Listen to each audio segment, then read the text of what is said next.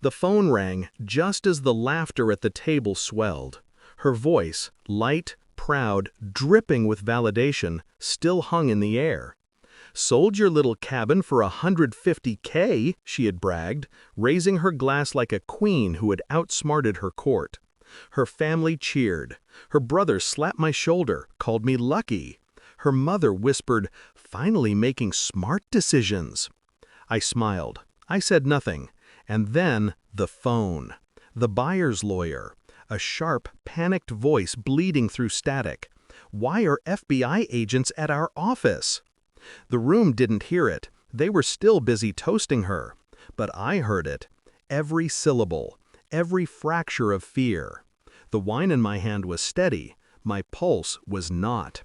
I excused myself, calm, polite. Walked down the hall where no one could follow.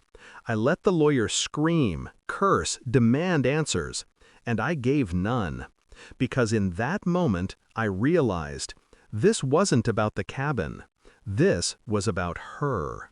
Her smile, her arrogance, her secret. The sale wasn't the betrayal. The betrayal was much older, much deeper, and the FBI had just lit the fuse. She thought she had won. I watched her bask in it for weeks. The phone calls to her friends, the endless retelling of how she outnegotiated me, how she turned dead property into real money. I never corrected her. The truth didn't need my defense. It needed patience. It started as a whisper in my head. That cabin wasn't just lumber and land. It was leverage. A transaction waiting to be triggered, yes, but not by her hands. Not for her benefit.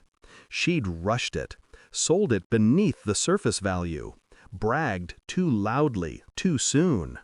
And then I saw the email. Her inbox open on the kitchen counter, carelessly left while she stirred her wine. Subject, wire transfer confirmed.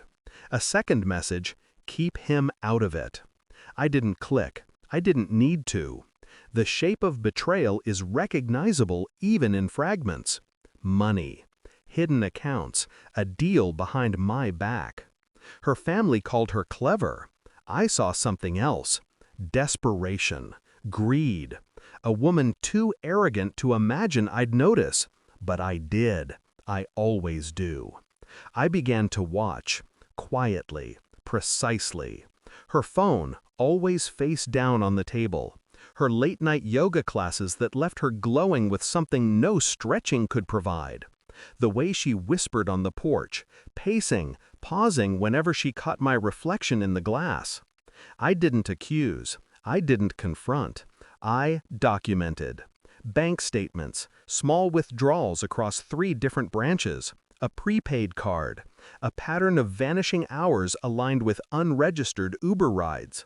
Her arrogance worked in my favor. She believed silence was ignorance. She believed my calm meant compliance. She was wrong. I visited the cabin myself, long after the deal was inked, walked its hollow rooms, smelled the dust that clung to forgotten wood, and I found what she never knew existed, the safe. Buried behind insulation, sealed, silent. Inside, files, old deeds, transaction records, and photographs.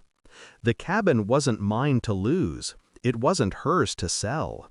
It belonged to another story, one with federal eyes already tracing its outline. She hadn't sold a cabin. She had sold evidence. And the FBI had arrived right on schedule. The call came again, this time not the lawyer, but an agent. His voice flat, procedural. "Mr. Hale, we'll need you to come in." I went, calm, cooperative, not as a suspect, but as a witness.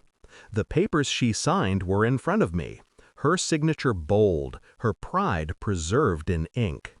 The agent slid photographs across the table, her meetings with a man she hadn't told me about, the money trail connecting her to accounts in his name.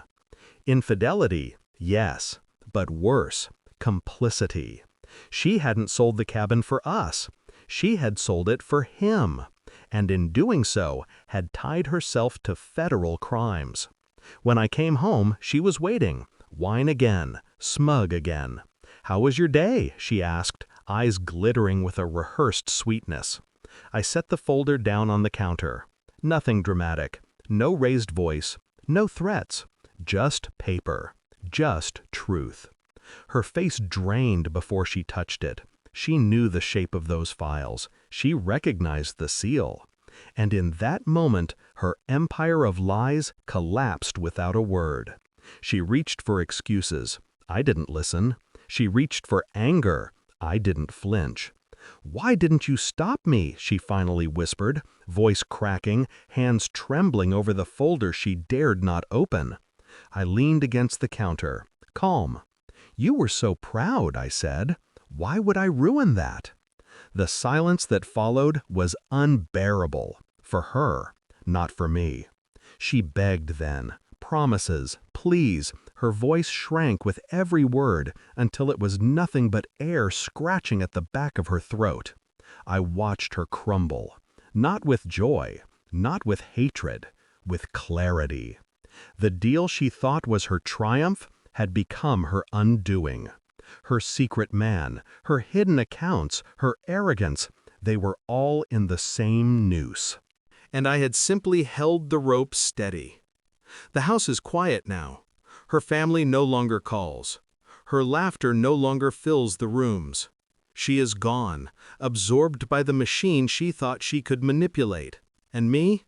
I am still here, silent, untouched. I learned something in the ashes of her downfall. Revenge is not in the strike. It's in the wait. The truth always sharpens itself. All I had to do was stay still long enough for her to walk into it. The cabin stands empty, reclaimed by the government. But I didn't lose it, she did. And the final thought that rests in my mind is the coldest of all. I never once had to raise my voice. I only had to smile.